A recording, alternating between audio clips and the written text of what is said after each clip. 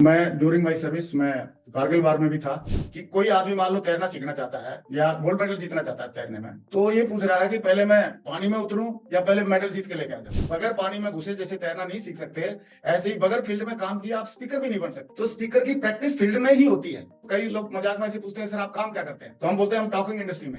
आपकी जो पहली प्लान होगी और जो आपकी 100वीं प्लान होगी उसमें डिफरेंस आएगा। जो आपका पहला फॉलोअप होगा तो वह फॉलोअप होगा, उसमें डिफरेंस आएगा। अभी भी कितनी टेक्नोलॉजी आ जाए लेकिन हेयर कटिंग हम अभी भी बार्बर शॉप में जाके लेते हैं। गिरिवल साहब, आपसे बात करके बड़ा अच्छा लगा और आज बड़ी हमने आपसे अलग अलग चीजें सीखी। नमस्कार दोस्तों, राहुल सुदन वैल्यू पॉडकास्ट में आपका स्वागत है। आज हमारे साथ जो हमारे गेस्ट हैं वो इस इंडस्ट्री में कंसिस्टेंट काम करने का एक एग्जाम्पल है कि किस तरीके से आप एक लंबे समय तक एक ऑर्गेनाइजेशन में उसके उतार चढ़ावों के साथ काम करते करते एक लंबी पारी खेल सकते हैं। आइए मिलते हैं श्री नरसी ग्रेवाल जी से। नमस्कार ग्रेवाल साहब, आपका स्वागत है राहुल सुदन वैल्यू पॉडकास्ट में। नमस्कार जी राहुल साहब, thank you very much. Gravel साहब, बहुत सारे लोग जानना चाहते थे कि आपकी हिस्ट्री क्या है, किस तरीके से आपने एक ही ऑर्गेनाइजेशन में एक ही कंपनी में कंसिस्टेंटली काम किया। आज की डेट में कंसिस्टेंट होना एक बड़ी बात हो गई है। आज आप किसी से बात करें तो मौसम की तरह लोग रंग बदल देते हैं। जी आप एक एग्जाम्पल नजर आते हैं जिन्होंने एक लॉन्ग टर्म एक लंबी पारी खेली, यानी कहूं तो T20 की दुनिया में एक टेस्ट मैच खेला आपने, जी और वो भी ऐसा जिसे कहूंगा कि ट्रिपल सेंचुरी वाला इनिंग है आपका। जी जी कैसे शुरुआत हुई इस जर्नी की सर? कैसे डायरेक्ट सेलिंग आया दिमाग में और इसको इस तरीके से आपने किया सर?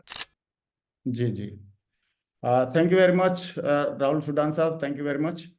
मैं अपने बारे में दो लाइन में बता देता हूँ कि मैं एक किसान का बच्चा हूँ, छोटे किसान का, और गांव में मैट्रिक पास करके मैं आर्मी ज्वाइन किया एज ए क्लर्क।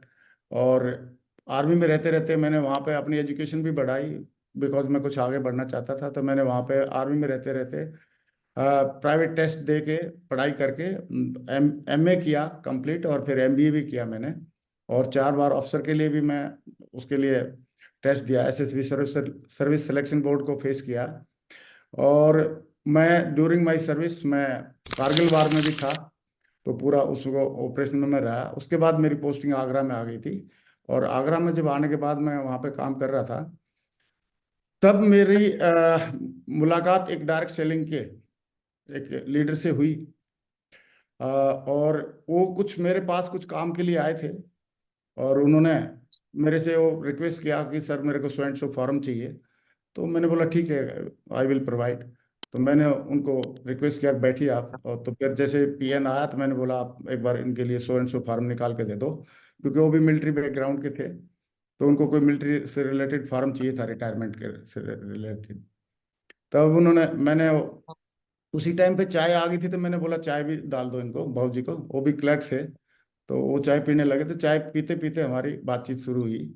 मैंने पूछा आप रिटायर जा रहे हैं? बोला हाँ। तो उन्होंने मैंने पूछा कि आपकी कितनी सर्विस हुई? तो उनकी 17 साल सर्विस हुई थी, तो मेरी भी 17 साल ही हुई थी। मैंने सोचा 17 साल में रिटायर जाके क्या करेगा? तो मेरी जिज्ञासा बढ़ी कि आप रिटायर जाके क्या करेंगे। जनरली मेरे दिमाग में जो आइडिया था, या तो रिटायर जाके कुछ अपनी खेती बाड़ी करेगा, या कुछ अपना ट्रक वगैरह लेके कुछ चलाएगा, या फिर कुछ बंदूक का लाइसेंस ले लिया होगा, जॉब करेगा कहीं पे। तो ऐसे करके मैं सोच रहा था। लेकिन मैंने उनसे पूछा तो उन्होंने बोला नहीं सर, मैं एक ई कॉमर्स बिजनेस में काम कर रहा हूँ और उसमें काम करूंगा मैं। तो मैं बोला आप मुझे भी बता सकते हैं, क्योंकि 17 साल नौकरी मेरी भी होगी, आज नहीं तो कल मेरे को भी जाना है जॉब। जॉब तो एक लिमिट रहती है डिफेंस में। ये आदमी 20 साल करेगा, 25 करेगा, 30 करेगा, कभी न कभी तो उसको जाना ही है घर पे। जाना ही पड़ेगा। मैंने बोला आप क्या करते हैं? तो उन्होंने बड़े झिझकते झिझकते मेरे को ऑफिस में ही बताया। और बताने के बाद मेरे को अच्छा लगा, और उन्होंने बिल्कुल फैक्ट एंड फिगर के साथ बात किया। जो बातें उन्होंने बताई मेरे को, जैसे उन्होंने दिखाया कि मैं ये प्रोडक्ट है, तो प्रोडक्ट का पता लगा कि प्रोडक्ट भी बढ़िया है। जिस प्रोडक्ट की मुझे जरूरत थी उस टाइम पे, मैं कंप्यूटर एजुकेशन लेना चाहता था, तो उस टाइम पे कंप्यूटर एजुकेशन का पैकेज था एक उसमें। तो मैंने वो सोचा कि प्रोडक्ट तो मेरे काम का है। फिर उन्होंने बताया कि इसमें प्रोडक्ट तो काम का है ही है, आप इसमें अगर इसको प्रोडक्ट को रिकमेंड करेंगे या लोगों को प्रमोट करेंगे, तो आपको यहाँ पे इनकम भी आ सकती है। तो फिर इनकम वाला पार्ट देखा, तो मैंने बिल्कुल वो विद फैक्ट एंड फिगर के साथ, प्रूफ के साथ उन्होंने बताया। तो जब मैंने देखा तो मुझे लगा कि इसमें काम की चीज़ है कुछ, तो फिर मैंने उनके साथ में कुछ और दो चार पांच क्वेश्चन पूछ के, कुछ क्वेश्चन पूछ के कि इसमें कहीं झूठ तो नहीं बोलना पड़ेगा, या इसमें कहीं, क्योंकि मैं उससे बचना चाहता हूँ, झूठ बोल के बोलना नहीं चाहता किसी भी हालत में। तो झूठ तो नहीं बोलना पड़ेगा या किसी का नुकसान तो नहीं करना पड़ेगा। तो उन्होंने बोला नो, आप लोगों को फायदा दे के ही इसमें फायदा कमा सकते हैं, दूसरों का भला करके ही आप अपना भला कर सकते हैं। तो ये बातें मेरे को बड़ी अच्छी लगी, और ये प्रैक्टिकल भी है डायरेक्ट सेलिंग इंडस्ट्री में, कि अगर हम आए हैं तो अगर हम दूसरों का भला करेंगे तो ही हमारा भला होने वाला है। दूसरों का अगर हमने किसी का भला नहीं किया, हमारी टीम का या हमारे साथ में जो लोग आए, तो फिर हमारा भला नहीं हो सकता। तो ये इस बिजनेस की जो खासियत मुझे बहुत बढ़िया लगी, क्योंकि ये बहुत ही डेमोक्रेटिक और बहुत ही पवित्र बिजनेस लगा, कि आप दूसरे का भला करके यहाँ पे आगे बढ़ रहे हैं। अदरवाइज मार्केट में क्या रहता है, मार्केट में लोग बोलते हैं झुकती है दुनिया, झुकाने वाला चाहिए। लेकिन यहाँ पे हम लोग बोलते हैं उठती है दुनिया, उठाने वाला चाहिए, नहीं होना चाहिए। क्या ऊपर बात है। आगे बढ़ाने का मतलब। ये पॉइंट मुझे बहुत, मतलब झूठ नहीं बोलना, दूसरों को आगे बढ़ा के आप आगे बढ़ सकते हो, ये मेरे को दिल के बहुत करीब था।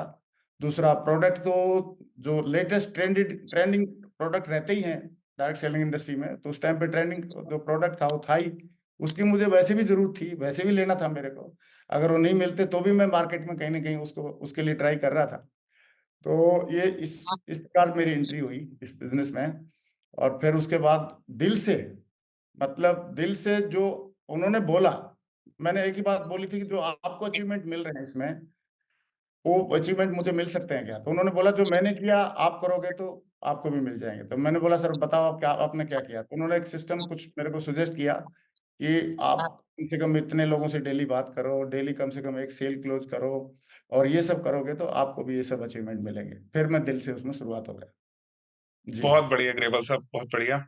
जी। ग्रेवल साहब, आज जो चर्चा करेंगे आपके बारे में सब सारे जानते हैं। मैं जी। मैं जो आज आपसे डिस्कस करना चाहता हूँ वो, कि 10 साल से ऊपर जब हम काम करते हैं जी। डायरेक्ट जी। सेलिंग में, जी। जी। तो होता क्या है कि हम ऑलरेडी एक टॉप पोजीशन पे आ चुके होते हैं। जी। यानी जी। आप समझे तो 10 साल बाद ही आप एक ऐसी रैंक पे होंगे जो कंपनी की टॉप 1 या 2 रैंक्स होंगी। जी। और जी। आपने सारे उतार-चढ़ाव देख लिए होते हैं। जी। जी। टीम का जाना, मैनेज करना, लोगों का नाराज़ होना, जी। अपने जी। नीचे लीडर बनाना, उनको स्पीकर बनाना। जी। तो आज मैं आपसे जो पूछना चाहता हूँ एक्चुअली वो 10 साल के बाद की जर्नी है, जी। जिसको जी। कहा जाता है कि जब लीडर एक्चुअली में अपने हम्म। आप को इंस्पायर कैसे करता है, क्योंकि टॉप पोजीशन तो ले लेता है वो। जी। जी। जी। तो आज इसी के आसपास बात करेंगे। जो मेरा क्वेश्चन है उसका जो बेस है, असल में हमारी जो ऑनलाइन वेबसाइट है उस काफ़ी सारे लोग उसके कमेंट्स भेजते हैं। जी। जी। तो कुछ बच्चे जो शुरू करते हैं, कॉलेज के बच्चे 18 से 22 साल, 23 साल के बच्चे जब शुरू करते हैं, तो वो एक चीज़ पे बड़ा कन्फ्यूज़ हैं आजकल।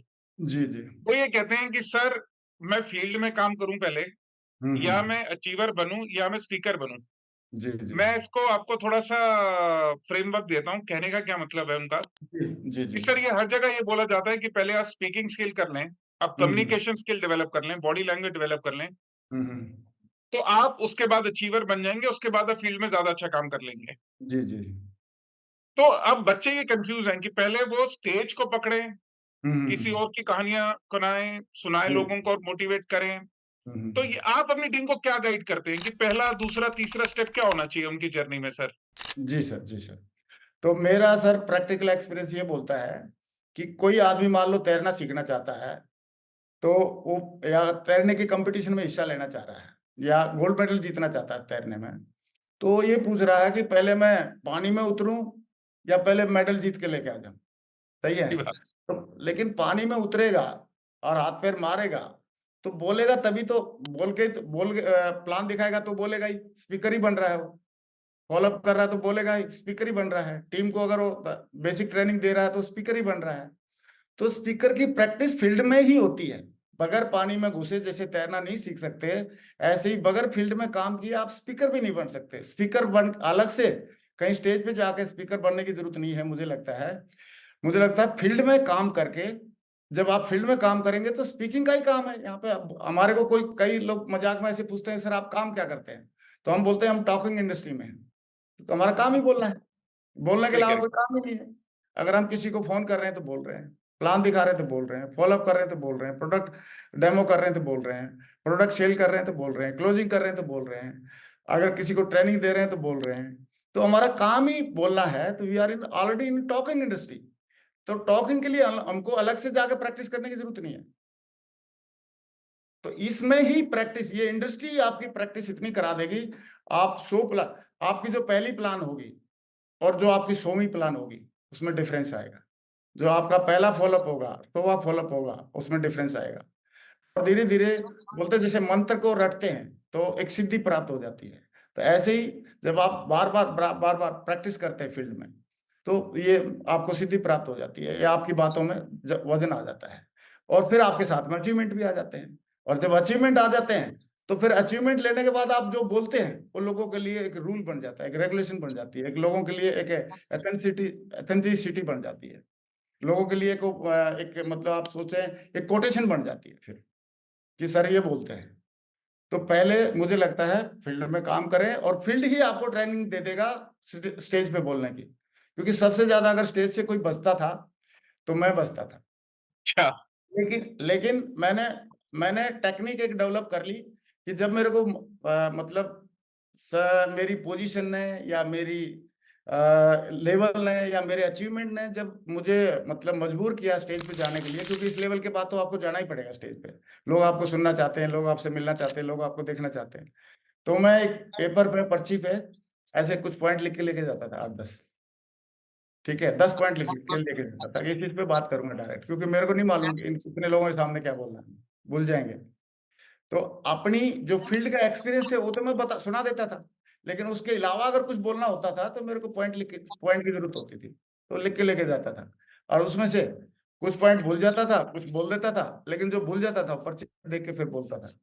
तो या ऐसी ऐसी मेरी प्रैक्टिस रही, मतलब मेरा इंडिविजुअल एक्सपीरियंस ऐसा रहा मेरा।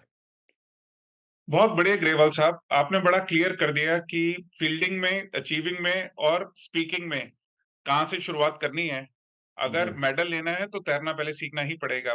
जी, इसके साथ एक क्वेश्चन और आता है ग्रेवाल साहब, जी, अब हमारी जो इंडस्ट्री है, उसमें सक्सेस का सबसे बड़ा जो मूल मंत्र है वो डुप्लीकेशन है। यानी कि आप जी, एक प्रोसेस को सारे फॉलो करते हैं। जी, जी, लेकिन एक टाइम के बाद अगर मैं आज 10 साल की आपकी जर्नी के बाद पूछूं, जी। तो अगर आप बहुत सारा प्रोसेस फॉलो करेंगे, तो आप हुँ, नई हुँ, चीजें कैसे ढूंढेंगे? हुँ, हुँ। आप अपने आप को नई टाइम के साथ रीइन्वेंट कैसे करेंगे? क्योंकि जी, कोविड के बाद ये देखा गया कि ये जो नई जनरेशन है, जिनको बड़े अच्छे-अच्छे वर्ड इस्तेमाल किए जाते हैं आजकल, वो जेन ज़ी कहा जाता है, किसी को जी, अल्फा कहा जाता है, किसी को मिलेनियल कहा जाता है। जी। अब ये जनरेशन की एक्सपेक्टेशन अलग है। हुँ, हुँ। आपने एक फ़ॉर्मूले से सक्सेस प्राप्त किया, अब जी, एक नई जनरेशन है जी। और इतने टाइम के बाद, इतना सक्सेस देखने के बाद आप क्या इतने फ्लेक्सिबल हो जाते हैं कि वो उनके हिसाब से चेंज करते हैं या वो सिस्टम वही रहेगा, आपको एडजस्ट करना पड़ेगा? बिल्कुल सही है सर, बहुत बढ़िया। उसमें सर अभी एक वो बोलते हैं बैलेंसिंग जो होती है, बैलेंस डाइट जैसे लेते हैं, ऐसे ही बैलेंसिंग हमारे को करनी पड़ेगी। क्योंकि नई जो टेक्नोलॉजी आ रही है, तो उसको तो हमको एक्सेप्ट करना चाहिए मेरे ख्याल से, एम्ब्रेस करना चाहिए, नो डाउट। और साथ-साथ में कुछ जो फिज़िकल फिज़िकल या आजकल जो वर्चुअल जो भी मिले हुए हैं प्लेटफ़ॉर्म, उनके माध्यम से हमको बातचीत तो करनी पड़ेगी, मुझे लग रहा है। क्योंकि अभी कई काम ऐसे होते हैं कि अभी भी कितनी टेक्नोलॉज़ी आ जाए, लेकिन हेयर कटिंग हम अभी भी बस बार्बर शॉप में जाके लेते हैं, सही है? तो कुछ काम हमको फिज़िकली करने पड़ेंगे, कुछ काम हम इससे ज़ूम से या हम टेक्नोलॉजी से कर सकते हैं, फ़ेसबुक से इनविटेशन कुछ लोगों से इनवाइट करना या जिससे भी हम लोग यूट्यूब से कनेक्ट होना, सही है? ज़ूम से कनेक्ट होना, ये कनेक्ट कनेक्ट कर सकते हैं हम लोग। लेकिन जो कुछ काम है, वो हमको फ़िज़िकली भी करने पड़ेंगे। कैसे कुछ महीने में कुछ मीटिंग हमारी फ़िज़िकल होनी चाहिए, कुछ हमारे जो बातचीत है मतलब क्लोजिंग वगैरह कुछ फ़िज़िकल भी हो जाएँ, सही है? तो मुझे लग रहा है कि बैलेंस अप्रोच रहेगी, दोनों के लिए फ़ायदेमंद रहेगी। सही है। तो मुझे ऐसे लग रहा है कि बैलेंस्ड अप्रोच हम लोग अपनाएँगे तो हो जाएगा क्योंकि गलत कोई भी नहीं है। जो फिज़िकल कर रहे थे वो भी सही थे, लेकिन समय की डिमांड के हिसाब से जब अगर समय बच सकता है, अगर हम किसी से ज़ूम से बात कर सकते हैं, जैसे आज आपसे ज़ूम से बात हो सकती है, तो फिज़िकली आपको आपसे मिलने की ज़रूरत नहीं है शायद, सही है? और लेकिन कुछ बातें ऐसी हैं अगर जो फिज़िकली आपके साथ में मिल के करनी पड़ेंगी, तो फिज़िकली भी मिलेंगे। बहुत बढ़िया ग्रेवाल साहब। सो जी। बैलेंस व्यू पॉइंट टेक्नोलॉजी का, लोगों का, सिस्टम का मेंटेन करके ही आगे आप आगे ग्रो कर सकते हैं। बिल्कुल बिल्कुल सर। और शायद इसी की ट्रेनिंग जो आप अपने फाउंडर लीडर्स को या अपनी टीम के लीडर्स को भी देते होंगे कि किस तरीके से वो नए वक़्त के बदलाव को हैंडल कर सकें। जी जी जी जी बिल्कुल। ग्रेवल साहब, अगले 3 क्वेश्चन बड़े छोटे-छोटे से हैं और जी बड़े इंस्टेंट से टाइप से क्वेश्चन है। जी ग्रेवल साहब को तो उनकी पूरी टीम फॉलो करती है। जी सर। ग्रेवल साहब 3 ऐसे कौन लोग हैं जिनको इंस्टाग्राम पे फॉलो करते हैं? तो इंस्टाग्राम पे एक्चुअली मैं अपने अपलाइन को फॉलो करता हूँ, केवल अपलाइन को फॉलो करता हूँ और बाकी इंस्टाग्राम पे मैं किसी को फॉलो नहीं करता। बस बाकी कुछ टीम के लीडर्स हैं, हम उनको फॉलो मतलब उनको फॉलो करते हैं, देखते हैं। बस टीम के लीडर्स को और अपलाइन को फॉलो करते हैं, बाकी मैं किसी को फॉलो नहीं करता। 3 ऐसी किताबें जो ग्रेवाल साहब सबको कहते हैं कि पढ़नी चाहिए, वो कौन-सी हैं? 3 किताबें मुझे जो बहुत ज़्यादा मेरे दिल के करीब हैं, एक तो बड़ी सोच का बड़ा जादू, बहुत जो बढ़िया। मैंने पढ़ी, वो बहुत बढ़िया लगी। दूसरा जीत आपकी, जो शिव खेड़ा साहब की है, और तीसरा secret of millionaire mind, mister T hmm. How की। ये तीनों किताबें मेरे को बहुत बढ़िया लगती हैं और प्रैक्टिकली इनमें बहुत सारी बातें बताई हैं जिनको सीख के हम लोगों ने यूज़ कर रहे हैं। तो इंस्टाग्राम में ग्रेवाल साहब सिर्फ़ अपनी अपलाइन को फॉलो करते हैं और किताबें ये 3 हैं जो वो देखते हैं। जी, जी।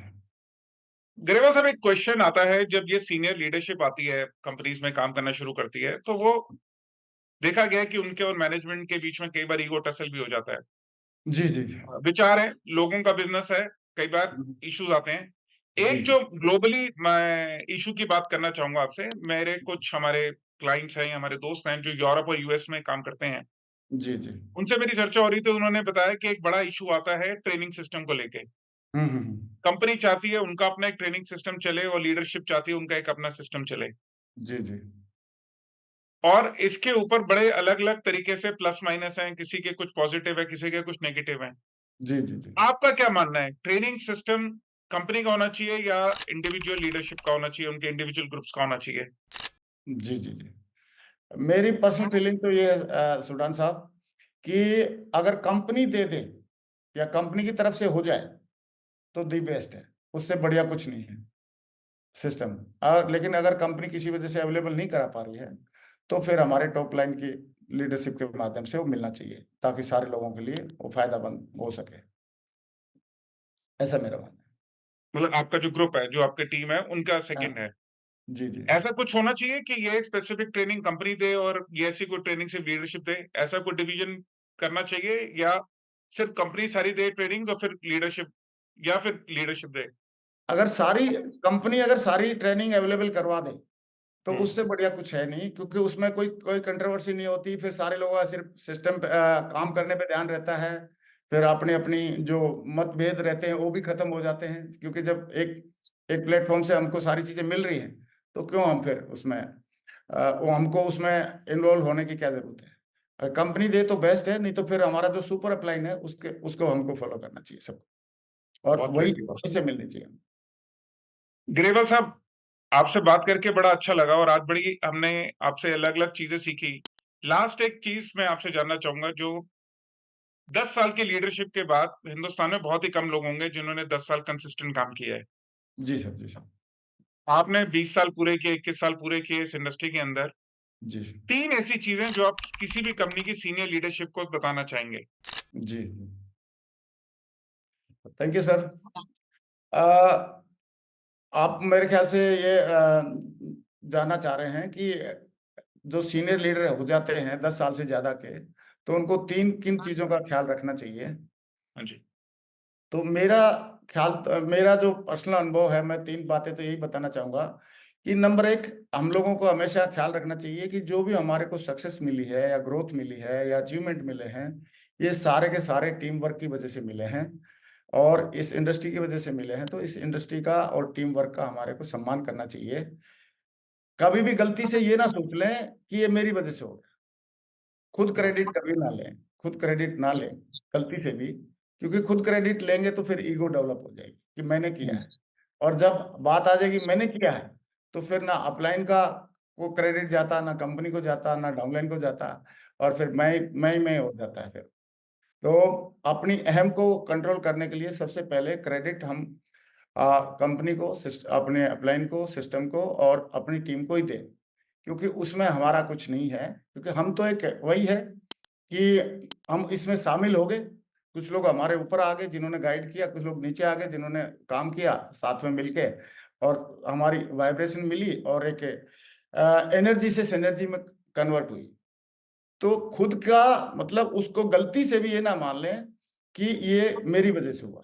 अगर जिस दिन उसने सोच लिया मेरी वजह से हुआ है या मैं ही सब कुछ कर रहा हूं, तो उस दिन से उनकी हो सकता है कि गिनती उल्टी हो जाए, उल्टी स्टार्ट हो बहुत सकती बढ़िया। है। दूसरा, हम लोगों को दूसरा जो पॉइंट मुझे समझ में आता है कि सर इसमें हमारे को जैसे इनकम आती है या मान सम्मान मिलता है, एडिफिकेशन मिलता है, अपलाइन की तरफ से भी मिलता है, डायरेक्टर्स की तरफ से भी मिलता है, टीम की तरफ से भी मिलता है, लोग गुरुजी बोलना शुरू कर देते हैं, लोग मेंटर बोलना शुरू कर देते हैं, लोग आदर्श बोलना, आइडियल, अपना आइडियल और आदर्श बोलना शुरू कर देते हैं।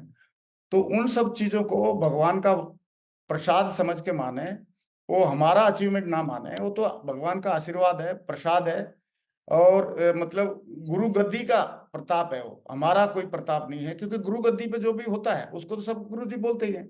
तो वो जो जो भी अचीवमेंट हमको मिल रहे हैं इनकी तरफ से, तो उन सारी चीजों को दिल से ना लें, क्योंकि हम यहाँ पे टीम में है, सिस्टम में है, एक ऐसी इंडस्ट्री में है, एक प्लेटफॉर्म हमको मिला है, इसकी वजह से है। ऐसा ना सोचे कि सचमुच में अगर मेरे को कोई मेंटर बोल रहा है या गुरुजी बोल रहा था, तो सचमुच में गुरुजी थोड़ी हो जाऊंगा। गुरुजी थोड़ी ना हूं मैं तो सीख ही रहा हूँ, अपलाइन से पूछ रहा हूँ कैसे, डाउनलाइन को बता रहा हूँ ऐसे, टीम में बीच में हम लोग अर्निंग कर ले रहे हैं और अपना पैसे कमा रहे हैं और अचीवमेंट ले रहे हैं। तो ये ना माने कि ये मेरा है, सही है, मेरी वजह से है, यही माने कि सिस्टम, इंडस्ट्री और उसकी वजह से ही है। तो बहुत बढ़िया रहेगा, क्योंकि उसको कई लोग दिल से ले लेते हैं, यार मेरे को लोग आज गुरुजी बोल रहे हैं, मेरे को तो मेंटर बोल रहे हैं, मैं तो आइडियल बन गया हूँ, लोगों का आदर्श बन गया हूँ, रोल मॉडल बन गया हूँ।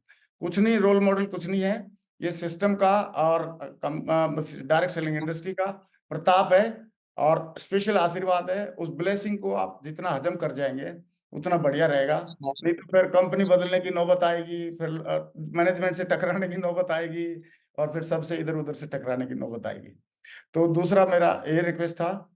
तीसरा मेरी रिक्वेस्ट ये रहेगी, या तीसरी बात मैं ये बोलना चाहूंगा कि हम लोग हमेशा हमेशा हमेशा अपनी जो ओरिजिन थी, स्टार्टिंग हुई थी, उसको हम कभी ना भूलें।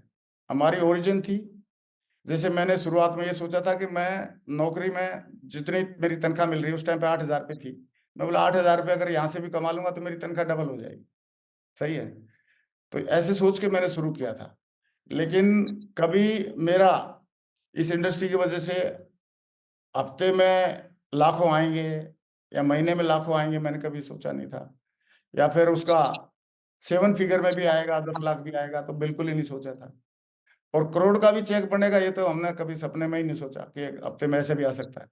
तो ये जो है शुरुआत जो हमारी हुई थी, कि हम यहाँ पे लोगों का, मैं दोबारा वहीं पे पहुंचूंगा, कि हम लोगों का भला करके यहाँ पे, भला करके अपना भला करने का हमारे को मौका है, तो उस काम को हमेशा करते रहे। जिस जिस दिन से शुरुआत की थी, शुरुआत जिस दिन की थी, मैंने यही सोचा था कि मैं यहाँ पे देखो लोगों का भला भी कर पाऊंगा, अपना भी भला कर पाऊंगा। और वो काम, हम जो शुरुआत किया था जिस काम को लेके, उसी काम को लगातार आखिरी सांस तक मुझे लगता है करना चाहिए, क्योंकि शुरुआत तो उसी के लिए हुई थी। तो वो काम हमको लगातार करते रहना चाहिए, और जब दूसरे लोगों का भला करने से हमारा भला हो रहा है, तो इससे बढ़िया कोई बात ही नहीं है। मुझे लग रहा है ब्रह्मांड का सबसे बड़ा वरदान हमारे लिए ये इंडस्ट्री के रूप में है। जी सर। बहुत बढ़िया ग्रेवाल साहब, आपने 3 जो बातें करी ना, वो एक्चुअली इस इंडस्ट्री में सक्सेस लेने का और सक्सेस पाके एक लेवल को मेंटेन करने का, दोनों का गुण मंत्र दे दिया आपने। जी असल में कई लोग सक्सेस को कई बार मेंटेन नहीं कर पाते, पर सक्सेस को मेंटेन कैसे करना है, एक्चुअली आपकी 3 बातों में वो भी शामिल हो है। गरेवाल साहब, इसके साथ ही हम अपने इस प्रोग्राम के एंड पे आते हैं। आपके जी साथ बात करके बड़ा अच्छा लगा, और जी आपकी जो बातें हैं जी और आपके जो ज्ञान है, मुझे जी लगता है हमारी जो सीनियर लीडरशिप है हमारी इंडस्ट्री की, उनको ये सुनना चाहिए आपसे। जी जी और जितने भी और क्वेश्चंस आएँगे आपके प्रोग्राम को देखने के बाद, मैं वो क्वेश्चंस आपको भेजूँगा, जी ताकि एक जी बार दोबारा हम इस पे चर्चा करेंगे। जी सर। इसी के साथ thank you so much Grewal साहब। आपने बहुत अच्छा पॉइंट दिया, और खासकर जो 3 पॉइंट आपने लास्ट में बोले कि किस तरीके से एक लीडरशिप एक कंसिस्टेंट बिज़नेस कर सकती है, और एक लेवल के पहुंचने के बाद किस तरीके से उस लेवल को मेंटेन कर सकती है। आपके जो व्यू पॉइंट्स हैं, आई एम श्योर ये हमारी इंडस्ट्री में सभी के लिए बहुत रेलेवेंट होंगे। चलो, थैंक यू राहुल सूडान जी, बहुत बहुत शुक्रिया। Thank you very much Sudan साहब। दोस्तों, keep watching Rahul Sudan value podcast and do subscribe to our channel. Thank you so much.